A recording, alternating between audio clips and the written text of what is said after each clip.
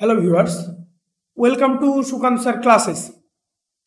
তো regular 8 PM আমাদের যে সায়েন্সের সিরিজ চলছে, আজকে জীবন বিজ্ঞানের দেখো 25 নম্বর ভিডিও, মানব দেহ সম্পর্কে বাছাই করা 20টি কোয়েশ্চেন অ্যান্সার নিয়ে আলোচনা করব। তোমরা জানো থিওরি এবং এমসিকিউ একই সহকারে বাইলিঙ্গুয়াল আমাদের সিরিজগুলো চলছে। Upcoming ALP, NTPC, group D সহ আমাদের ওয়েস্ট বেঙ্গলের পুলিশ সহ পিএসসির সমস্ত রকম এক্সামের জন্য কিন্তু এই ধরনের ভিডিওগুলো ইম্পর্টেন্ট হচ্ছে। ঠিক আছে, রেগুলার রাত 8টা থেকে হচ্ছে। তো আমাদের ক্লাস রুটিনগুলো একটুখানি দেখে নাও। ইংলিশের লাইভ ক্লাস হচ্ছে সেটা 6:30 থেকে, সন্ধ্যে 6:30টায়। সায়েন্সের ভিডিওগুলো তোমরা পাচ্ছ রাত 8টায়, এবং ম্যাথ জিআই এটা কিন্তু চ্যাপ্টার ওয়াইজ, এখানে ফুল সেট এবং মক টেস্ট সমস্তটাই লাইভ সিরিজ আকারে হচ্ছে রাত 10টা থেকে। ওকে, যারা এখনো টেলিগ্রাম গ্রুপের সঙ্গে আমাদের জয়েন করোনি, অবশ্যই নিচে ডেসক্রিপশন থেকে টেলিগ্রাম লিংকের সঙ্গে জয়েন হয়ে যাও, অথবা সার্চ করো টেলিগ্রামে গিয়ে সুকান্ত স্যার ক্লাসেস, সেখান থেকে তোমরা জয়েন হতে পারো। ফার্স্ট কোশ্চেন দেখো এসছে আরআরবি এনটিপিসি 2021-এ। ঠিক আছে, বলেছে মানবদেহের কোন অংশে ইলিয়াম, ইউচিয়াম এবং পিউবিসের মিলন ঘটলে কি হয়? কোন অংশে এই তিনটের মিলন ঘটলে কি হয়, বা কোথায় এই তিনটে জিনিসের মিলন ঘটে? ঠিক আছে, কোথায় এই তিনটে জিনিসের মিলন ঘটে? এটার ঘটে হচ্ছে নিতম্বের হাড়ে। ঠিক আছে, নিতম্বের হাড়ে এই তিনটে জিনিসের মিলন ঘটে। ওকে, মানবদেহের সবচেয়ে শক্তিশালী হাড় কোনটি? সব থেকে শক্তিশালী হাড়, হার্ডেস্ট বোন, গোড়ালি, শিনের হাড়, মেরুদণ্ড নাকি উরুর হাড়? সঠিক উত্তর হয়ে যাচ্ছে উরুর হাড় সব থেকে শক্তিশালী হাড়। ঠিক আছে, আর যদি যদি বা ফিমার, এটা ফেমার হয় না, ফিমার। ঠিক আছে, অ্যাকচুয়ালি হচ্ছে গিয়ে কোমর থেকে শুরু করে যে হাঁটু অবধি যে হাড়টা নামে, অ্যাকচুয়ালি এটাই হয়ে যাচ্ছে কি আমাদের সবচেয়ে শক্তিশালী হাড়, এই হাড়। বোঝা গেল কি বল? আর যদি বলতো মানবদের সব থেকে শক্ত পদার্থটির নাম কি, সব থেকে শক্ত কোন পদার্থটি, সেটা হয়ে যেত হচ্ছে দাঁতের এনামেল। ঠিক আছে, দাঁতের এনামেল হচ্ছে সব থেকে শক্ত পদার্থ। ওকে, বুকের চারপাশের হাড়কে কি বলে? বুকের চারপাশের হাড়কে বলা হয় সম্মুখ ভাগ, ফিমার, পাঁজর নাকি গোড়ালি? তো এটা আমরা সকলেই জানি, এটা পাঁজর বা পাঁজরের হাড়, বক্ষপিঞ্জরও বলা হয়। পাঁজর হলো লম্বা বাঁকা হাড়ের খাঁচার মতো তৈরি করে, এরকম চারিদিকে দু সাইড থেকে একদম খাঁচার মতো তৈরি করে, পেছন থেকে ব্যাকবোন যায়। ঠিক আছে, এরকম তৈরি করে, তাই না? এরকম ভাবে খাঁচার মতো তৈরি করে, এবং ভেতরের ফুসফুস হৃৎপিণ্ডকে কিন্তু প্রোটেকশন দিয়ে থাকে। ওকে, দেখো সমস্তটাই আমরা PYQ নিয়ে কাজ করছি। দেখো 2016-তে আসা, আরআরবি এনটিপিসি 2016-তে আসা। তো ম্যাক্সিমাম এই ধরনের কোশ্চেন গুলোই কিন্তু রিপিট হয়, আর খুব তাড়াতাড়ি রিয়েল বেরোচ্ছে। নেক্সট মান্থে, অন্তত মোটামুটি আগস্ট মাসে কিন্তু বেরোনোর কথা আছে এনটিপিসি এবং গ্রুপ। খুব তাড়াতাড়ি সতর্ক হও এবং পজিটিভলি পড়াশোনা শুরু। ঠিক আছে, নিচের কোনটি অক্ষীয় হাড় নয়? নিচের কোনটি অক্ষীয় হাড় নয়? মাথার খুলি, মেরুদণ্ডের কর্ড, স্ক্যাপুলা, আর হচ্ছে পাঁজর। ঠিক আছে, নিচের কোনটি অক্ষীয় হাড় না? অক্ষের হাড় হচ্ছে স্ক্যাপুলা, কিন্তু অক্ষীয় হাড় নয়। অক্ষীয় কঙ্কাল হলো কঙ্কালের সেই অংশ যা মাথার হাড়, খুলি, মেরুদণ্ড এবং মেরুদণ্ডী প্রাণীর কাণ্ড এইটা নিয়ে যে গঠিত, এটা হচ্ছে অক্ষের ক্ষেত্রে থাকে। ঠিক আছে, অক্ষীয় কঙ্কাল মাথা, হাড়, পিঠ, বুককে সমর্থন করে, মানে এই হাড়গুলোকে নিয়ে গঠিত। এইভাবে শরীরের উল্লম্ব অক্ষ গঠন করে যখন স্ক্যাপুলা অক্ষীয় হাড় নয়। তাহলে অক্ষীয় হাড়ের মধ্যে কোনগুলো পড়ছে? মেরুদণ্ড পড়ে যাচ্ছে, রিবকেজ গুলো পড়ে যাচ্ছে, ঠিক আছে, মাথার খুলি, ব্যাকবোন, এই সমস্ত জিনিসগুলো পড়ে যাচ্ছে। এ বাদে যেগুলো, সেগুলো কিন্তু অক্ষের হাড় নয়।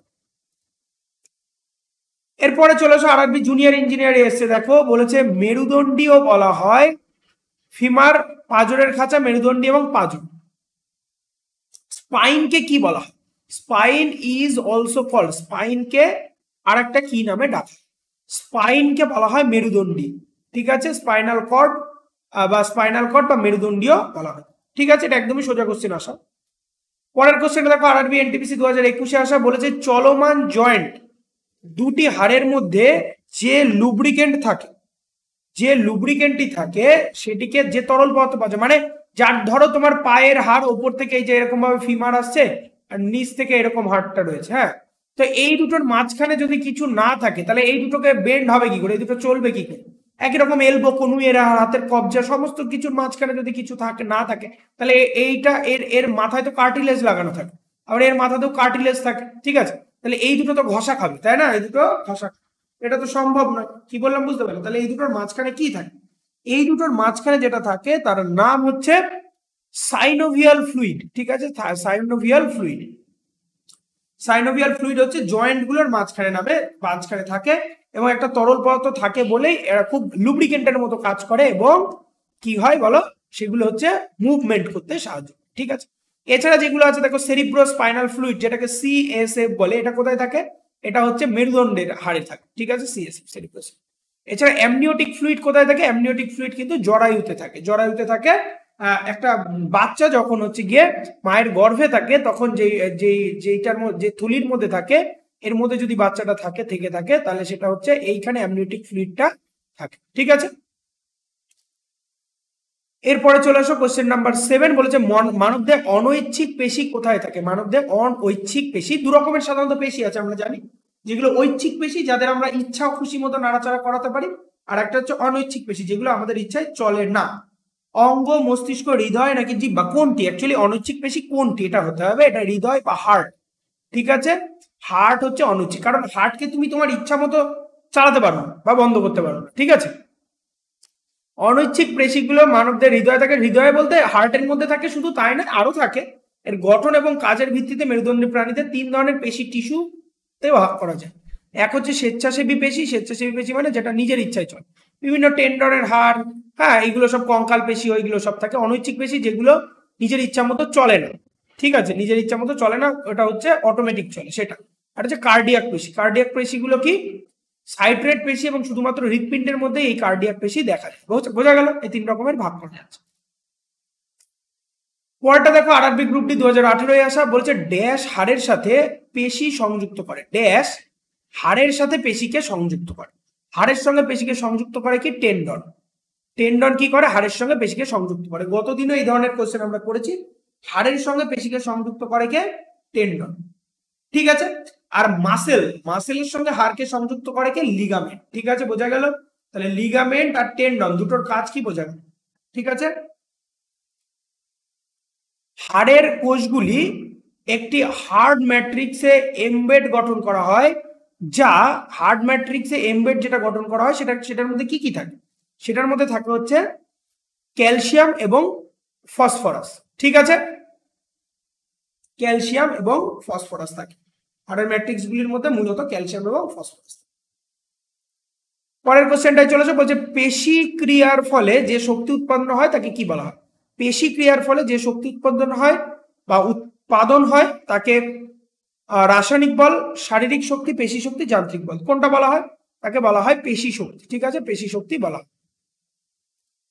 11 নম্বর কোশ্চেনে চলে আসো, আরআরবি গ্রুপ ডি 2018 আসা। বলেছে স্বেচ্ছাসেবী পেশি মানে অনৈচ্ছিক। স্বেচ্ছাসেবী বলতে অনৈচ্ছিক পেশি ড্যাশ এর মধ্যে থাকে। কিসের মধ্যে থাকে? এইটা, এই একই কোশ্চেন দেখো কতবার রিপিট হলো। ঠিক আছে, এক একটা শিফটে কিন্তু এক এক রকমের কোশ্চেন, কিন্তু জায়গা একই জায়গা থেকে আসছে। ড্যাশ জয়েন্ট হাড়ের পৃষ্ঠকে নরম করে তোলে। হাড়ের পৃষ্ঠকে নরম করে কে? তরুণাস্থি।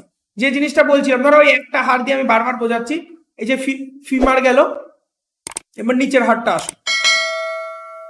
এদের এই হাড়ের মাথায় কি লাগানো থাকে? মাথায় কিছুটা কিন্তু কার্টিলেজ। তুমি যারা মুরগির হাড় খেয়েছো, মুরগির লেগ পিস খেয়েছো, তো সেখানে তুমি অনায়াসে দেখতে পাও এই জায়গাটা কার্টিলেজ থাকে হাড়ের সামনের দিকটা, তাই না? এই জায়গাটা কার্টিলেজ থাকে, নরম নরম হাড় যেটা সেটা থাকে, তাই না? যেমন আমাদের নাকে কার্টিলেজ থাকে, ঠিক তেমনই নরম হাড়ের সামনে লাগানো থাকে। এবং তার মাঝখানে কি থাকে? এখানে ওই লুব্রিকেন্ট হিসাবে থাকে, ওই তরলটা থাকে। ঠিক আছে, সাইনোভিয়াল ফ্লুইড। তাহলে এরা কি করে? এরা হচ্ছে গিয়ে মুভমেন্টে সাহায্য। ঠিক আছে, চলো পরের কোশ্চেনটা। হাড়ের কোষগুলি যে হার্ড ম্যাট্রিক্স এর মধ্যে থাকে, এমবেডেড থাকে। দেখো 2018-তে আসা একই কোশ্চেন কতবার এসেছে? ক্যালসিয়াম এবং ফসফরাস। ঠিক আছে, ক্যালসিয়াম এবং ফসফরাস। নিচের কোন খনিজ হাড়ের জন্য অপরিহার্য, মানে হাড়ের জন্য কোন খনিজ লাগে? তা দস্তা, লোহা, সালফেট, ক্যালসিয়াম। তো আমরা সকলেই জানি ক্যালসিয়াম। ক্যালসিয়াম ছাড়া হাড় গঠন সম্ভব নয়। ঠিক আছে, ড্যাশ পেশিগুলিকে কঙ্কালের পেশিও বলা হয়। কঙ্কালের পেশি কাকে বলা হয়? অনৈচ্ছিকৃত, রৈখিক, কার্ডিয়াক নাকি স্বেচ্ছাসেবী? তো সঠিক উত্তর আমাদের হয়ে যাচ্ছে কি? স্বেচ্ছাসেবী বা অনৈচ্ছিক। অনৈচ্ছিক পেশিকে কি বলা হয়? কঙ্কালের পেশিও বলা হয়। অনৈচ্ছিক পেশিকে কঙ্কালের পেশি বলা হয়। ঠিক আছে। মানব দেহের ক্ষুদ্রতম পেশি কোনটি? মানব দেহের ক্ষুদ্রতম পেশি হচ্ছে, মানব দেহের সবথেকে ক্ষুদ্র, অপশন নাম্বার বি হয়ে যাবে স্টেপিডিয়াস, বা অনেক সময় এই পেশিকে কিন্তু স্টেপিসও বলা হয়। স্টেপিস এটা কি কোথায় থাকে? কানের কান বা কর্ণকে তো তিনটে ভাগে ভাগ করা যায়, বহিঃকর্ণ, অন্তঃকর্ণ এবং মধ্যকর্ণ। এটা ধরো মধ্য, এটা ধরো মধ্য, এটা হচ্ছে অন্তঃকর্ণ, আর এটা হচ্ছে বহিঃকর্ণ। ঠিক আছে।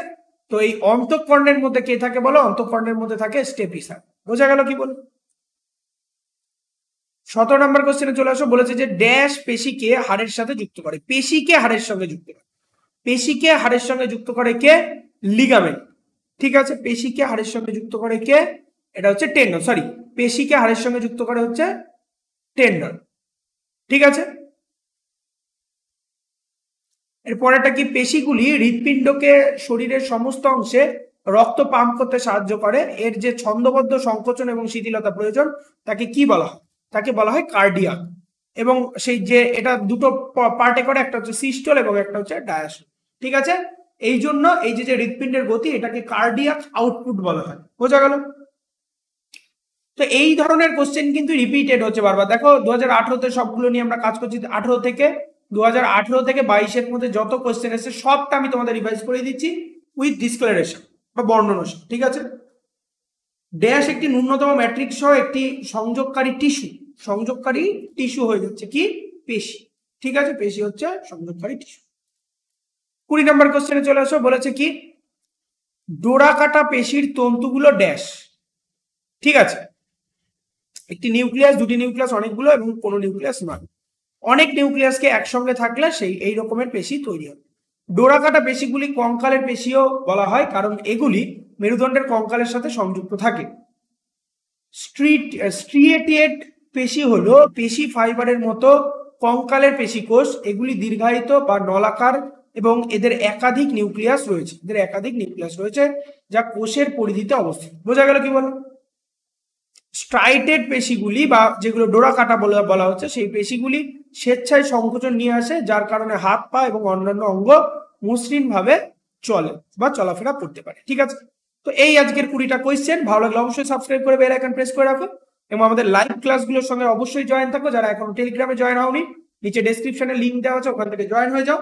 লাইক, কমেন্ট এবং শেয়ার করো। সামনে প্রচুর পরীক্ষা আছে, খুব ভালো করে পড়ো। Be successful in your life.